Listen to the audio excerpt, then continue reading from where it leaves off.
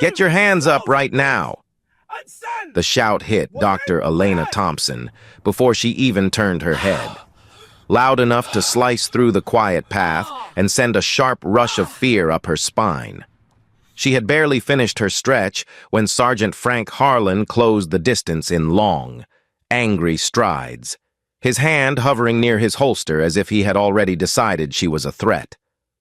Officer Kyle Benson trailed behind him, uneasy, eyes darting between Elena and his partner, unsure how far this was about to go. The order wasn't a warning. It was a verdict delivered before she even opened her mouth. Elena raised her hands, breath catching for a moment. The early calm swallowed by a familiar dread she hadn't felt since childhood. Before we continue this story, tell me where you're watching from, and if you want more stories like this, don't forget to subscribe to the channel and give this video a like. It helps more than you know. The morning had started like every other for Elena, quiet and steady. The kind of early hour she relied on to clear her mind before stepping into the chaos of Northwestern Memorial Hospital. She preferred the simplicity of dawn. Running offered her a place where she could breathe without titles, without cameras, without the pressure of being both a pediatric surgeon and the First Lady of Illinois. At 48, she carried a lifetime of responsibility on her shoulders, yet in those early minutes of the day, she felt weightless. She always kept her state ID and her Rolex tucked away in her running belt, more out of habit than precaution. In Lincoln Park, she was used to nods of recognition, polite smiles, the kind of quiet respect that came with her work and her public life. That morning, a neighbor had waved, a dog trotted past her. Marcus had sent her a short text before his own long day began. "Love you. Stay safe." She responded with a heart, tied her jacket around her waist, and moved along the path near the lake, unaware of what waited in the shadows of the patrol car 30 yards away. Harlan had been watching her long before she saw him. He sat in the cruiser, binoculars pressed to his face, muttering to himself with the same resentment that had colored his 18 years on the force. Alcohol still buzzed in his blood from the night before. He carried old grudges like armor, shaped by a father who told him from boyhood that people like Elena didn't belong anywhere near neighborhoods like this. Benson, younger and anxious, kept glancing at him but said nothing. He had bills, a wife, a baby on the way. When Harlan said jump, he jumped. When Harlan said write a false, suspicious person report, he typed it without asking why. He didn't believe Elena had done anything wrong. He just didn't believe he had the power to stop what was coming. When Harlan stormed toward her with the command that shattered the morning, Elena tried to respond calmly, hoping clarity might pierce through whatever anger drove him. "Is something wrong?" "Officer?" she asked, her voice steady. That only pushed him further.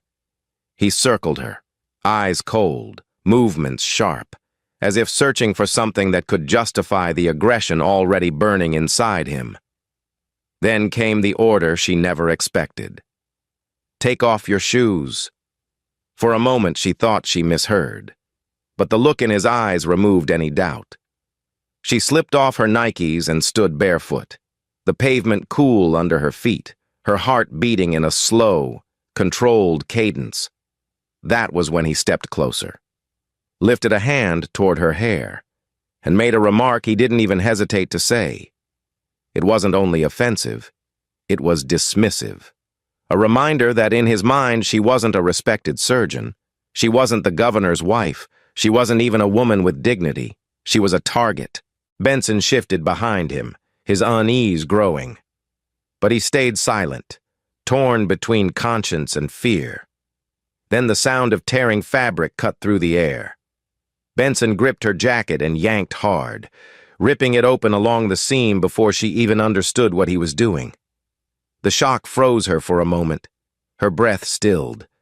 The cold morning pressed against her exposed sports bra, and a ripple went through the small crowd forming nearby. People stopped walking, phones lifted, No one intervened. They only watched, some with disbelief, some with fear, some with the guilt of knowing they should say something but didn't. Elena folded her arms instinctively, trying to cover herself, feeling a wave of humiliation harder to swallow than the fear itself.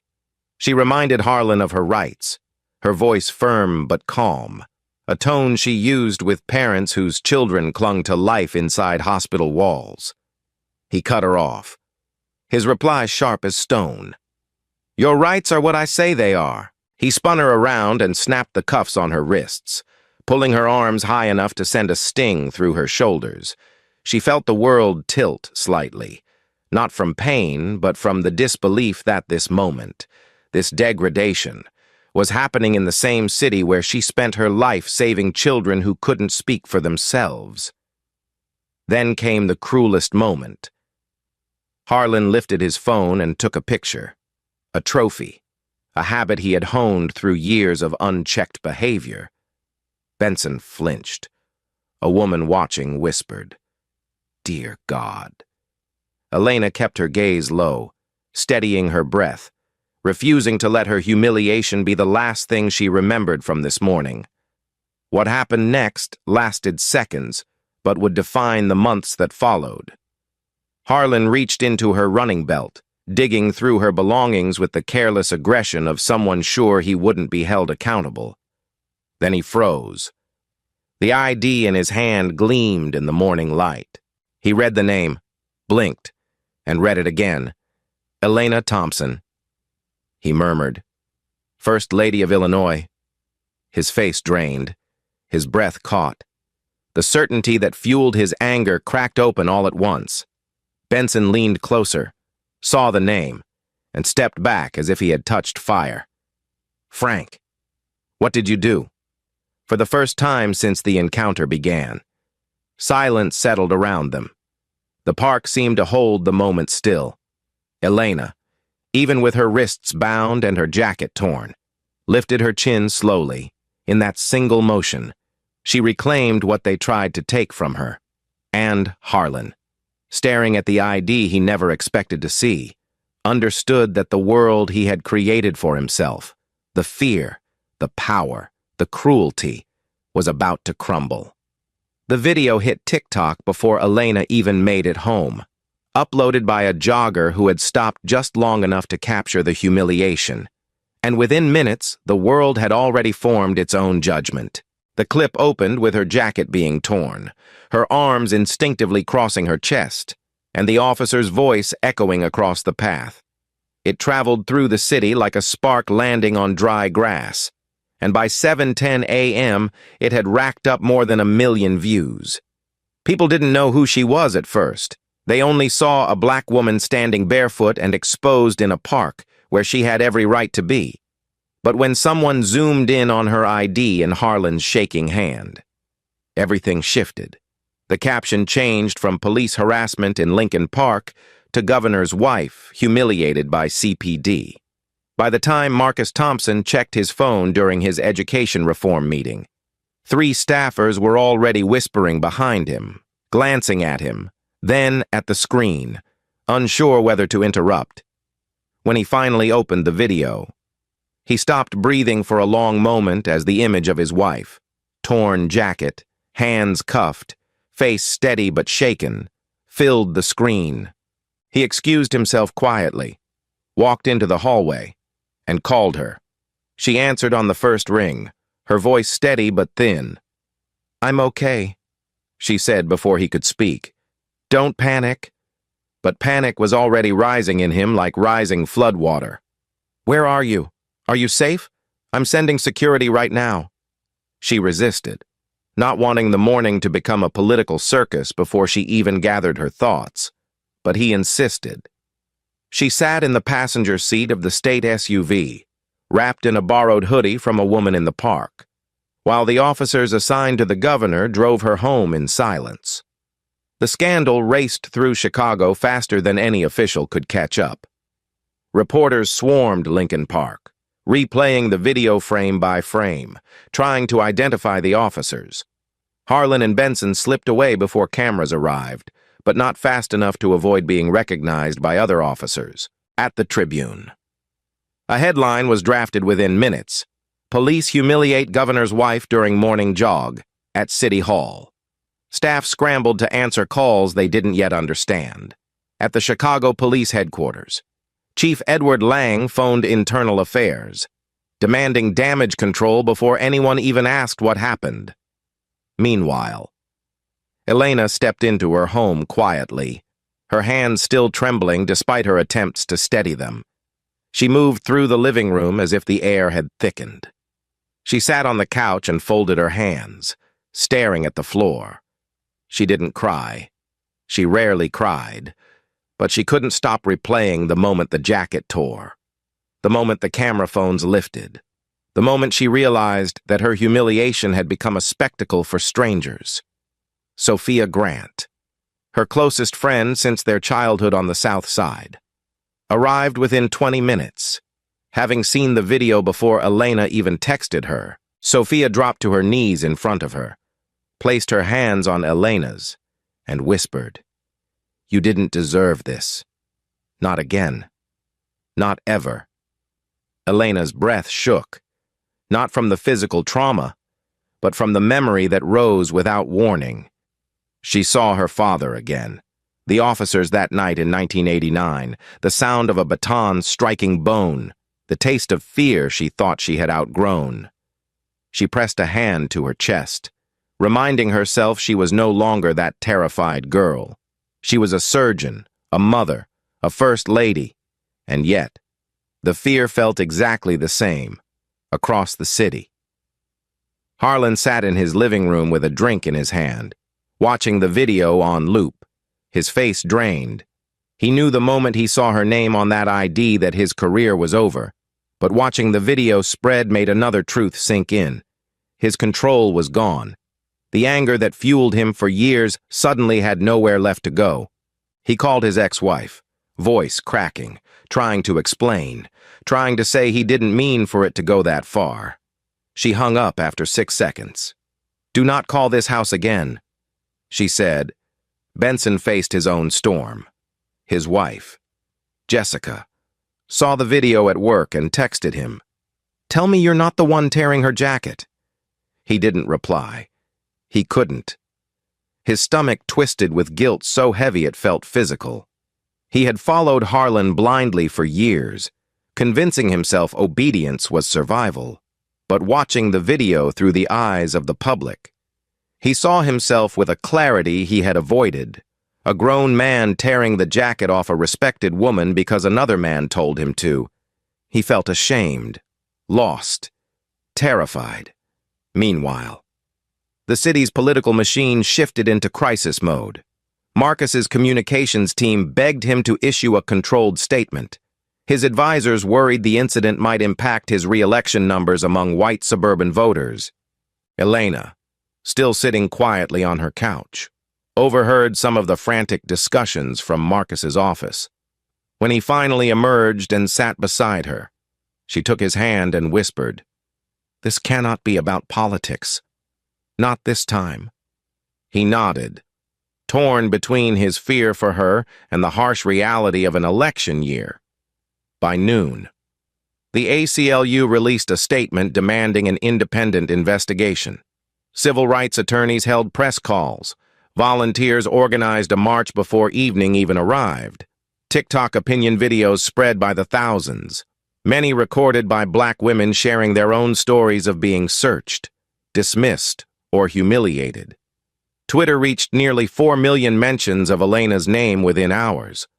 What had started as a quiet morning run had now become a national conversation about policing, racism, and power, and through it all, Elena tried to breathe.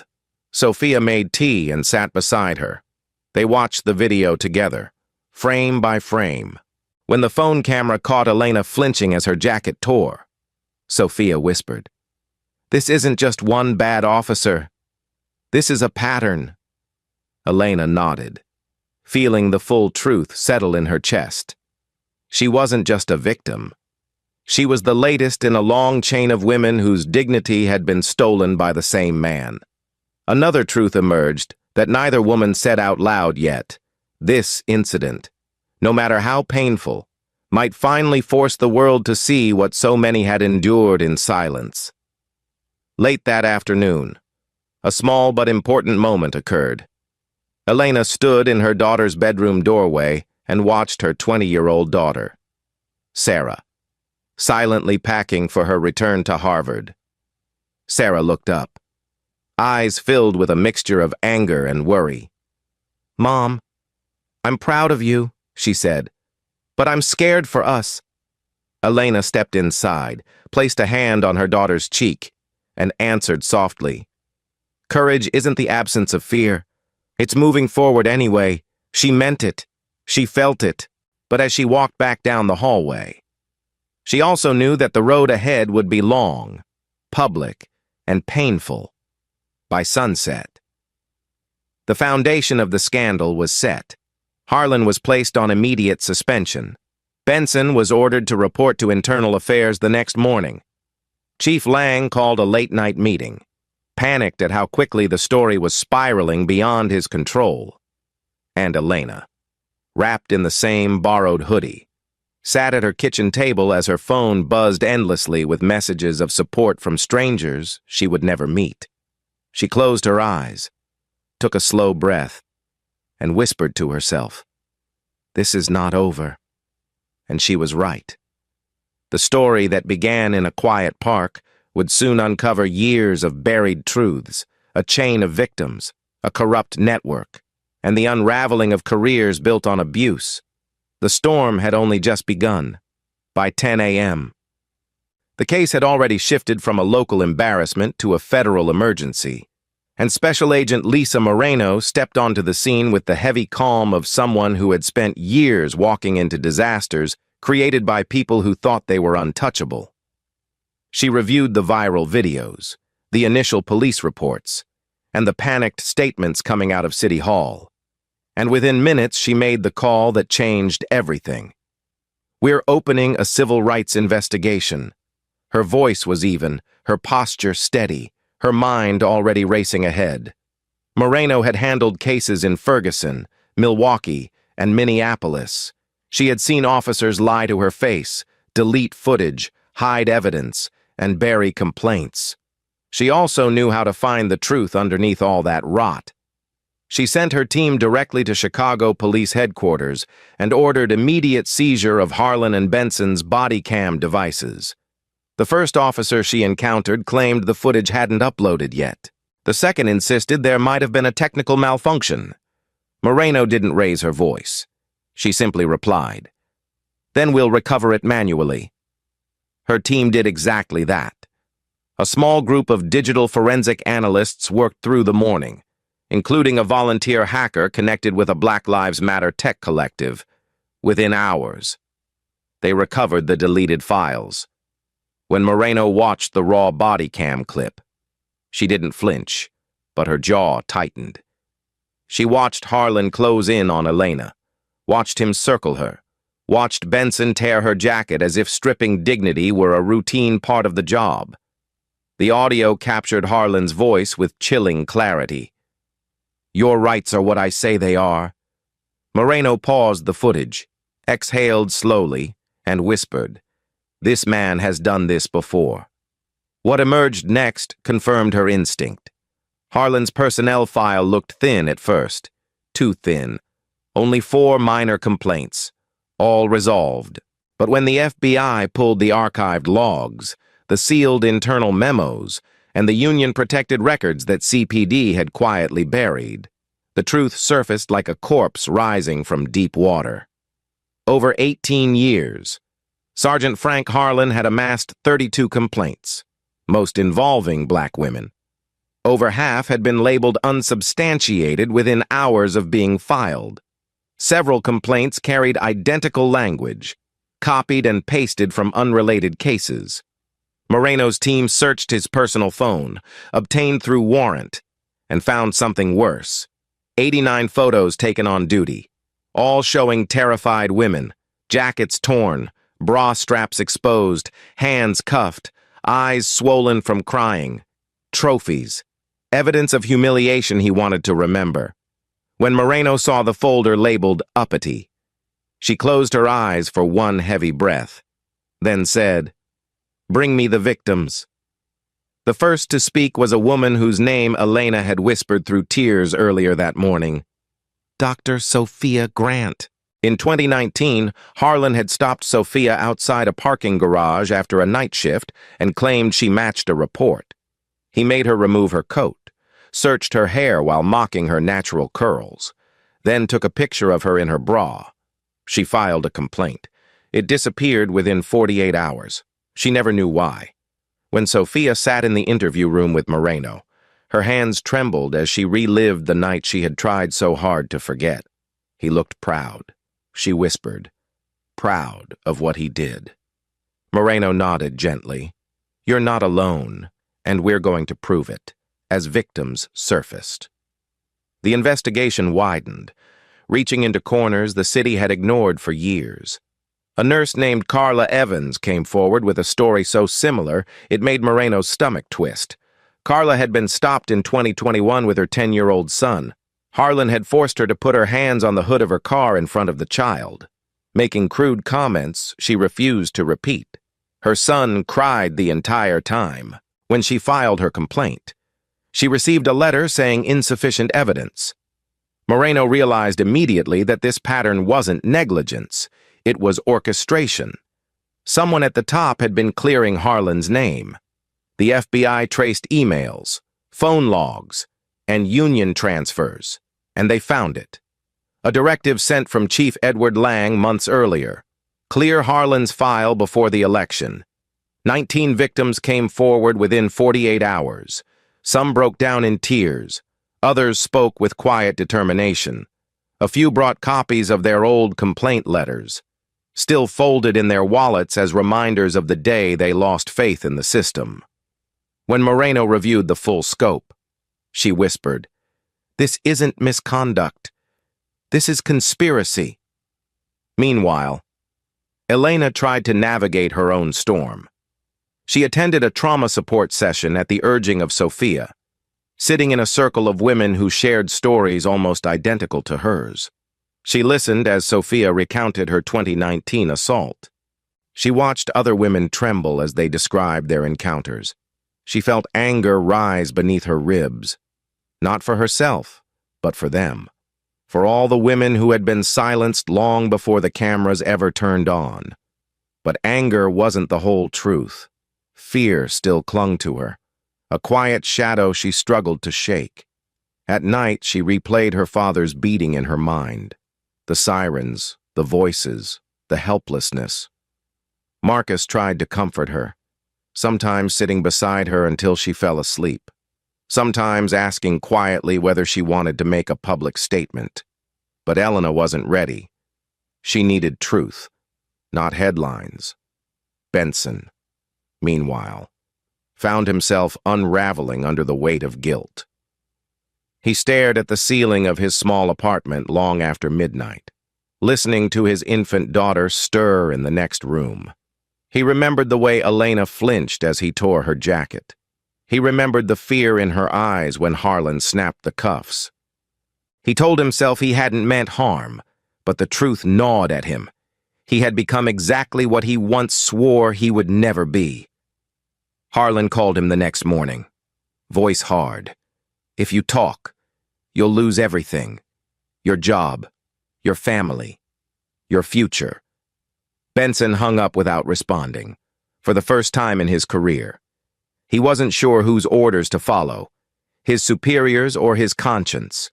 That same night, another revelation shook the investigation.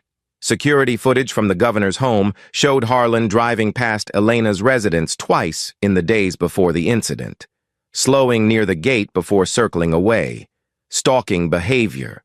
When Moreno saw it, she issued an immediate request for a warrant. At 3:15 a.m., Harlan was taken into custody. He didn't resist. He didn't speak. He only stared ahead, hollow-eyed, as if the world he built, a world of intimidation, silence, and unchecked power, had finally collapsed. And while the city slept, Chief Lang called his union contacts in desperation, unaware that the FBI had already seized his emails, his financial transfers, and the documents showing he accepted $38,000 in union bribes to bury cases like Harlan's. The truth was no longer hidden. It was unfolding piece by piece, victim by victim, until the full, dark history stood exposed, and by sunrise. Elena understood something she hadn't been able to see the day before. This wasn't just her fight. It was a reckoning long overdue, and she was now at the center of it. By the fourth day of the investigation, the facade that had protected Chicago's police leadership for years began to crumble, and the truth emerged with a weight that could no longer be carried by silence. The FBI's discovery of Chief Edward Lang's emails turned the case from a scandal into a full-blown crisis. In one message, Lang had written to a union representative, "Clear Harlan's file before the election," a line that shredded any illusion of impartial oversight, and when investigators dug deeper, they uncovered a pattern of concealment so deliberate it erased any doubt that the system hadn't merely failed Elena and the other victims. It had been engineered to fail them. Lang had accepted $38,000 in quiet union payments over the course of 6 years. Money routed through consulting fees and training stipends that never existed. The union's lawyer, Victor Klein, had drafted form letters designed to discredit complainants, labeling them unreliable, erratic, or seeking attention. Those same letters appeared in more than a dozen of Harlan's cases. When Moreno read the identical phrasing across years of documents, she whispered, "They built a machine for this." The revelation sent shockwaves through City Hall, where panicked aides attempted to distance themselves from Lang, only to discover that the paper trail made the separation impossible. Public pressure swelled, and the calls for transparency grew louder than the city had anticipated. Victims began stepping forward in larger numbers once they realized they were no longer fighting alone. The FBI arranged a private meeting in a secure downtown conference room, inviting the women whose stories aligned with the pattern of abuse. Elena arrived quietly, not as a public figure, but as a woman who had lived the same terror they had. She walked into a room filled with faces marked by strength and exhaustion. Carla Evans stood near the window, clutching a small photo of her son taken on the day of her assault. A woman named Clarissa, a store clerk from uptown, sat with her arms crossed tightly, speaking only when spoken to, as though the words themselves were painful. Another woman, a retired teacher named Mrs. Allen, described a night in 2014 when Harlan stopped her on her way home from choir rehearsal, forcing her to lift her blouse and endure a barrage of degrading comments. "I filed a complaint," she said softly. "They said the officer acted within protocol." When Elena heard this, her breath tightened. She felt a wave of fury rise beneath her calm exterior. Fury not at the system in theory, but at the human harm it caused. The humiliation burned into memory, the damage carried for years, the isolation each woman had endured believing her experience was singular. But now the truth was out, and the patterns were undeniable. As the stories unfolded, the group found a steady source of strength in one another. Carla spoke of how her 10-year-old son had cried as Harlan screamed at her, begging her not to say anything that would get her in trouble. She told the room that her son had nightmares for months afterward, waking up drenched in sweat, asking if the police would come back for them. When she finished, the room fell silent, the weight of her words settling over everyone. Elena reached across the table and took Carla's hand, offering a quiet reassurance that carried more force than any speech could muster.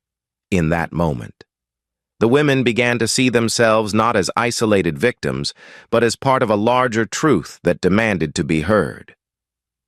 Meanwhile, the FBI's pressure on Kyle Benson finally broke through his fear. Benson arrived at the field office 2 days after Harlan's arrest. Shoulders slumped, eyes hollow from lack of sleep. He confessed in a shaking voice that he had followed Harlan because he believed disobedience would destroy his career. He admitted he had seen files disappear, watched Harlan humiliate women, heard him joke about his collection. He spoke about how he froze during Elena's assault, knowing it was wrong yet fearing the consequences of defiance more than the moral cost of silence. "He told me," Benson whispered, "that I needed to learn how to put certain people in their place." When Moreno asked him who certain people meant, Benson swallowed hard and said, "Black women."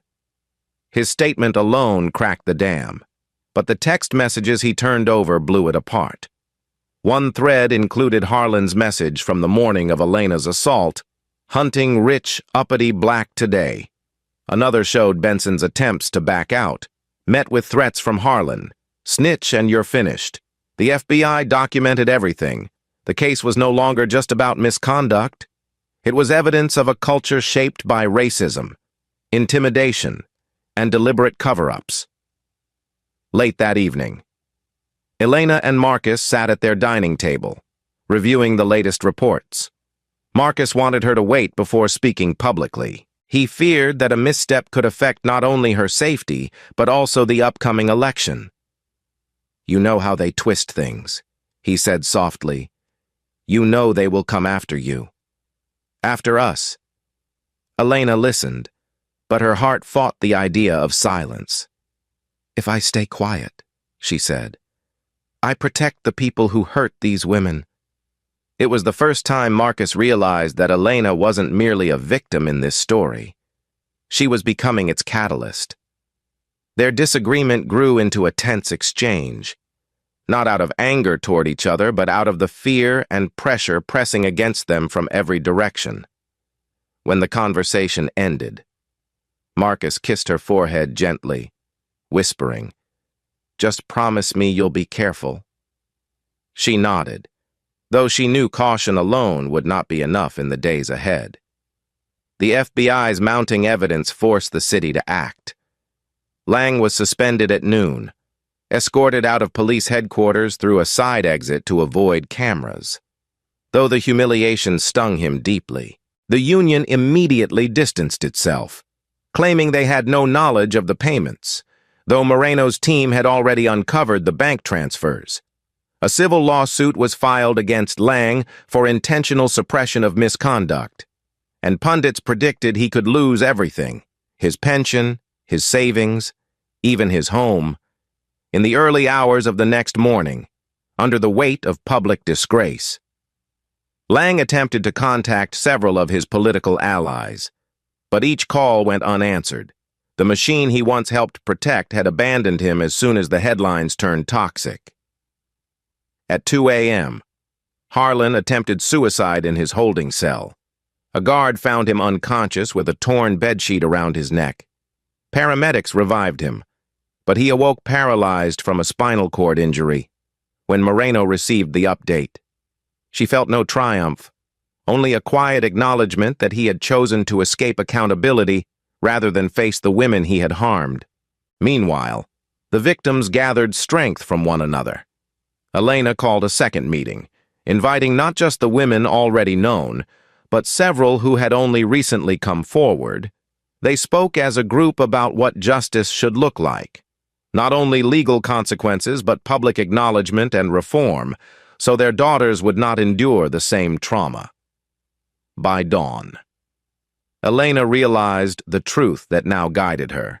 Their stories were no longer fragments scattered across years. Together, they formed a force powerful enough to reshape a city, and she understood that she was meant to lead that charge.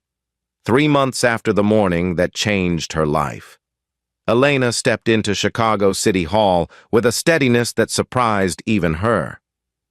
The building pulsed with noise long before she reached the podium. Reporters filled every inch of the lobby, cameras stacked 3 rows deep, microphones sprouting from the lectern like steel branches. Officers stood guard along the walls, not to protect her from danger, but to hold back the surge of journalists desperate for a quote, a reaction, a headline. Elena walked forward slowly, wearing a navy blazer and a quiet expression that carried both exhaustion and resolve. Marcus stood off to the side, hands clasped, eyes fixed on her with a mixture of pride and worry. The city had waited for this moment. The country had waited. And when she finally touched the podium, the room fell into a hush so complete that even the reporters lowered their pens. Elena began by recounting the facts, the morning run. The orders barked without reason, the jacket torn from her body, the humiliation captured on video. Her voice didn't waver. She spoke not as the First Lady of Illinois, but as a woman who had survived the same brutality many others had endured without cameras to prove it. Then she paused, opened a file on the podium, and revealed the evidence the FBI had pieced together, the texts, the photos, the emails. On the screen behind her, a slide appeared. Harlan's message to Benson. "Hunting rich, uppity black today." A murmur swept the room. Some reporters gasped. Others simply closed their eyes. Elena continued, showing the pattern of buried complaints, the payments funneled to Chief Lang, the union's role in the cover-ups. Her tone stayed calm. Even as the crowd rippled with outrage, she didn't raise her voice. She didn't need to. The truth, presented plainly, was louder than any anger could ever be. Then she stepped aside, giving the floor to someone whose presence silenced even the most hardened reporters. Dr. Sophia Grant. Sophia walked slowly to the podium, her hands trembling slightly, though her gaze remained steady. She wore a simple gray sweater, her hair pulled back, her posture dignified in a way that hinted at the strength she once had to summon on a dark night in 2019. When she began to speak, her voice was soft but unmistakably clear. She described the night Harlan stopped her as she walked to her car after a double shift, how he searched her without cause, how he made her remove her coat while smirking at her fear. She described the moment he photographed her as she stood against the cold night air, shivering, humiliated, praying no one would drive by and see her like that. She explained how she filed a complaint, believing the system would protect her, only to learn weeks later that her file had been misplaced. Her voice cracked only once, when she said, "I thought it was my fault. I thought I had done something wrong." The room fell silent again. Reporters looked down, shaken. It wasn't just Elena's story now. It was a chorus of wounds the city could no longer pretend not to hear. Federal Prosecutor Daniel Reed stepped to the podium next. Holding a thick binder marked with the seal of the Northern District of Illinois, Reed was known for being relentless, a man who rarely smiled, rarely softened, and rarely lost a case. He spoke with the gravity of someone announcing a verdict the city had deserved years ago. After reviewing evidence collected by the FBI, he said, "My office is filing 28 federal charges against Sergeant Frank Harlan, including civil rights violations, aggravated assault, unlawful detention, and the destruction of evidence." Gasps filled the room again. Reed continued. Turning the page, additional charges have been filed against Officer Kyle Benson, who has cooperated with investigators. And as of this morning, Chief Edward Lang has been indicted for obstruction of justice, conspiracy, and accepting unlawful compensation. Cameras flashed, casting brief bursts of light across Reed's stern expression. "Let me be clear," he said. "This is not a case about one officer. This is a case about a system that chose to protect power instead of people.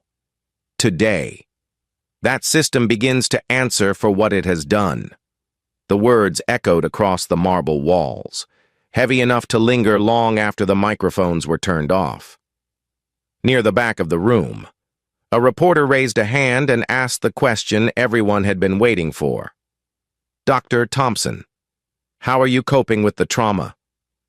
Elena inhaled slowly, feeling the weight of the question settle into her chest. She could have given a polished political answer. She could have brushed the question aside and returned to the facts. But she didn't. Instead, She spoke plainly, her voice carrying the honesty of someone who knew the cost of truth. "I still fear that park," she said quietly. "I fear the sound of footsteps behind me. I fear that another woman, just like me, will be stopped tomorrow, next week, next year, and no one will be there to film it. But fear is not what guides me today. Responsibility is—" The room grew still again. Some reporters lowered their cameras, moved not by spectacle but by sincerity. Marcus blinked several times, absorbing the vulnerability of a woman he had loved for decades. The fallout began within hours. Chief Lang submitted a forced resignation.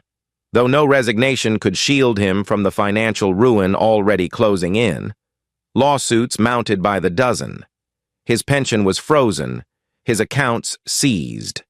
Political allies distanced themselves so quickly that Lang's name vanished from the city's press releases as if it had never existed. At home.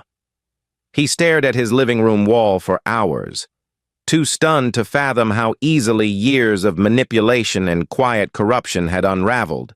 Meanwhile, Harlan, recovering from his failed suicide attempt and now partially paralyzed, received news of the indictment without reaction.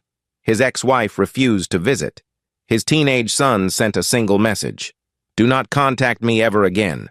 At the same time, Benson, though terrified of the consequences ahead, felt a small sense of relief for the first time in years. Cooperation didn't absolve him, but it allowed him to breathe in a way he hadn't since joining Harlan's unit. Outside City Hall, hundreds gathered by evening, holding signs that read, "Justice for Elena and Protect Black Women." Cars honked in support. Strangers embraced. Reporters broadcast live feeds to millions. Elena watched from an upstairs window, her hand resting lightly on the glass. She didn't smile. She didn't cry. She simply whispered to herself, "This is only the beginning." She understood that justice wasn't just about indictments. It wasn't a single press conference. It was a long, brutal, necessary process. But for the first time since that morning in Lincoln Park, she felt hope. Quiet, steady hope. The kind that doesn't burn out but grows stronger with every truth revealed. The trial began 6 months after the press conference, drawing national attention long before the first witness took the stand, and by the time the courtroom doors opened, every seat was filled with reporters, victims, community leaders, and quiet observers who knew they were witnessing a turning point for Chicago. Judge Angela Carter, known for her no-nonsense discipline and unwavering fairness, presided with a calm authority that kept both sides in line. Elena sat in the front row beside Sophia and Carla, her posture straight, her hands folded, her breath steady, across the aisle. Frank Harlan appeared in a wheelchair, the failed suicide attempt having left him partially paralyzed, though his expression carried none of the humility his circumstances suggested. His face remained stubborn, jaw clenched, eyes locked forward as if refusing to acknowledge the people he had harmed. Officer Kyle Benson sat 2 rows behind him, head bowed, pale from months of restless nights and the weight of his own conscience. Federal prosecutor Daniel Reed opened with a statement so concise and deliberate that the courtroom leaned in as if absorbing each word into the walls. He presented the case not as a tragedy, but as a pattern, a culture built on intimidation, racism, and unchecked authority. He held up Harlan's phone records, the 89 photos, the threatening texts, and the falsified reports. "This is not misconduct," Reed said solemnly. "This is a man who hunted the vulnerable under the shield of a badge." The defense attempted from the outset to claim qualified immunity, arguing that officers must be allowed to make split-second decisions. But the argument collapsed quickly once the prosecution revealed that many of Harlan's so-called split-second decisions occurred during routine stops involving unarmed black women standing alone in daylight. When Elena took the stand, the courtroom held its breath. She walked forward slowly, her appearance calm, her voice controlled, her presence steady. Reed asked her to recount the morning in Lincoln Park, and as she described the moment the jacket tore, the silence grew heavy and intimate, as though the entire room could feel the sting of that humiliation. But it was when she spoke of her father's beating in 1989 that the courtroom shifted from quiet sympathy to somber understanding. "I know what it means to feel powerless," she said softly. "I know what it means to be treated as less than human. And I know that if this could happen to me, it could happen to any woman in this city." Her words struck deeper than any legal argument could. Even Judge Carter paused, her expression briefly softened before she resumed her practiced neutrality. Sophia then took the stand, and she told her story in a voice so steady it echoed through the courtroom like a plea heard too late. She described the cold cement beneath her feet, the smirk on Harlan's face, the shame that lingered long after she tried to bury it. Carla followed, recounting her son's cries, the trauma it left behind, the nightmares that still haunted him. Each testimony painted a portrait of cruelty too consistent to ignore. The defense struggled. They attempted to frame Harlan as a veteran officer under pressure, a man worn down by years of high-stress encounters. But Reed dismantled that argument by showing that nearly all of Harlan's aggressive stops targeted black women in non-confrontational situations. When the defense claimed the photos were misinterpreted training documentation, the jury visibly recoiled. Then came the whistleblower evidence, Benson's full cooperation. He testified for nearly 4 hours, voice cracking more than once, recounting the culture of fear Harlan had created in their unit. He spoke of the morning texts, the threats, the pressure to follow orders, the fear of losing his job if he questioned anything. When Reed asked him what he felt when he tore Elena's jacket, Benson lowered his head and whispered, "Shame. A shame I can't undo." His cooperation earned him some sympathy from the jury, but not enough to erase his role. Meanwhile, the evidence against Chief Lang was equally damning. The financial records, the emails, the secret meetings, all pointed to deliberate obstruction. And when union lawyer Victor Klein was confronted with documents he had tried to hide, his defense deteriorated into excuses Judge Carter dismissed as evasion dressed as confusion. Midway through the trial, a surprising development occurred. Harlan sent a handwritten apology letter to Elena through his attorney. Reed placed the sealed envelope on her table. She stared at it for a moment, then tore it in half without opening it. The courtroom watched, silent, as she placed the pieces to the side. It wasn't an act of anger. It was a refusal to let a hollow apology dilute the truth. The trial continued for 26 days, each one adding weight to the story the jury already knew by heart, and on the final day, Judge Carter delivered sentences that reflected the gravity of the crimes. Harlan was sentenced to 28 years in federal prison. Benson, taking full responsibility for his involvement and cooperating with investigators, received 12 years. Lang was given 18 for conspiracy and obstruction. Union lawyer Victor Klein, once confident in his ability to evade consequences, received 7, as the courtroom emptied. Elena felt the first true exhale she had taken in months, but the story was not over. The Department of Justice announced a 4-year consent decree to oversee Chicago PD reforms, mandating independent oversight, body camera accountability, and new disciplinary procedures. Lawmakers passed the Elena Thompson Act, a statewide requirement that all officers wear body cameras with encrypted retention standards. Elena established a $62 million support fund through private donors and state partnerships, providing legal aid, trauma counseling, and financial assistance to 47 victims. The city's landscape began to shift. The public demanded more. Investigations reopened, and within months, the number of civilian complaints plummeted. Not because misconduct disappeared overnight, but because officers finally understood that accountability was no longer optional.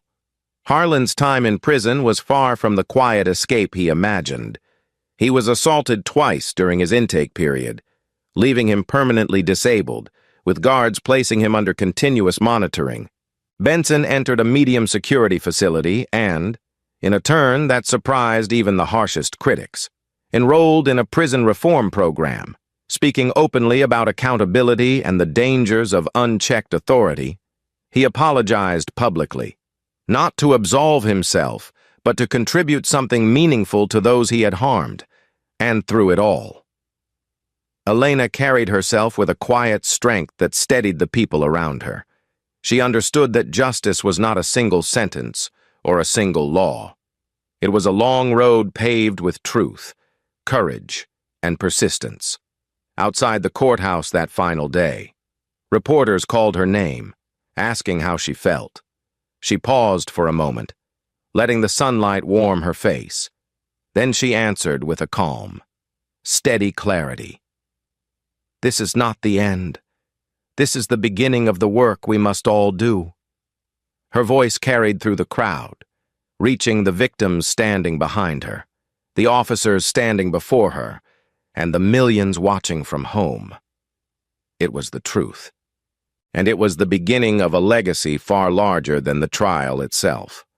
21 months after the morning that changed her life. Elena returned to Lincoln Park before sunrise, her breath steady in the cool air, her footsteps slow and intentional as she followed the same path where everything began. The park was quiet, the kind of quiet that allows a person to hear their own thoughts with honesty, and she felt a gentle ache in her chest, not from fear, but from the memory of how far she had come. Near the bench where she once stretched, a bronze plaque now stood mounted on a smooth stone, engraved with the names of 19 victims whose stories had surfaced during the investigation. She paused in front of it, letting her fingertips rest lightly on the cold metal. For a moment, she closed her eyes and whispered each name in her mind, honoring them not as a politician's statement but as a woman who had shared their pain.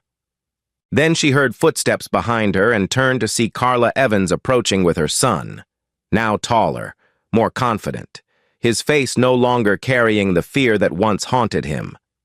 Carla gave Elena a soft smile, the kind that comes from gratitude earned through hardship. "We made it through," she said quietly. Elena nodded, feeling a warm heaviness settle inside her. "We did," she answered, though she knew the road was still long. They talked for several minutes about Carla's new role as an advocate for police accountability, her speeches in schools, her work with families who lacked resources to fight the system. Elena listened, encouraged by the strength that had grown in Carla since the first night they met in the victim's circle.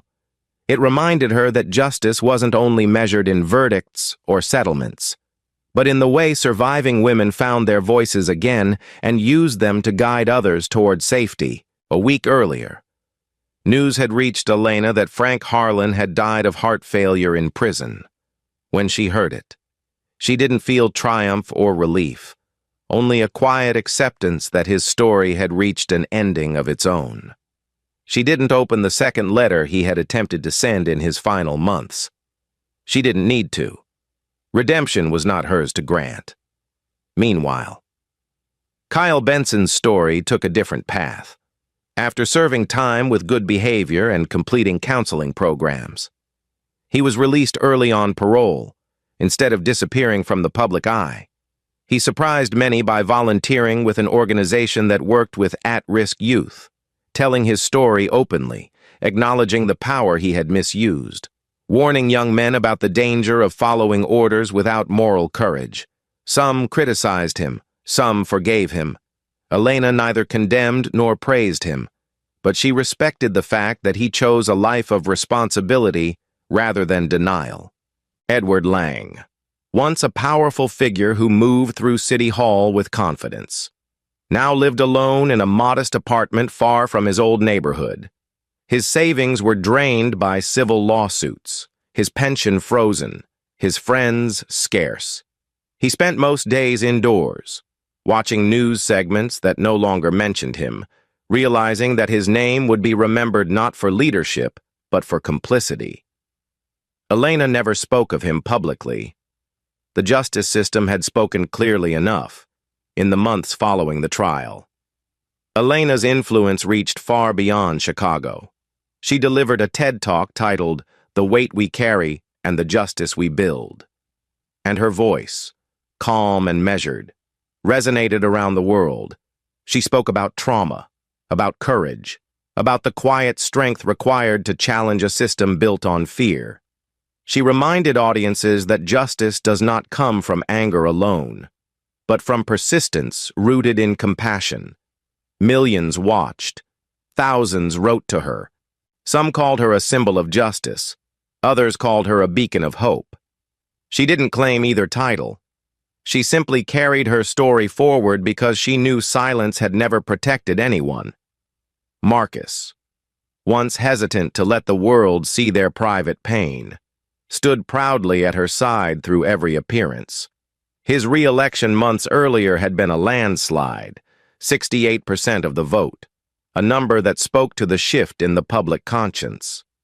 People who once doubted Elena's story now understood that her truth reflected something far larger than one incident. And when she told Marcus she was considering running for the U.S. Senate, he didn't argue or warn her about the scrutiny. He simply took her hand, kissed her forehead, and said, "You're ready." Their daughter, Sarah, now deep into her clinical rotations at Harvard Medical School, called her the night the news leaked. "Mom, you've changed more lives than you know," she said. Elena smiled gently. Aware that her daughter had carried her own fear through the ordeal, but now stood taller because of it. In the city she had fought so hard to protect. Real change took root. Complaints against the police dropped by 52% as new oversight systems took hold. Community trust rose by 40% in neighborhoods that had once been paralyzed by fear.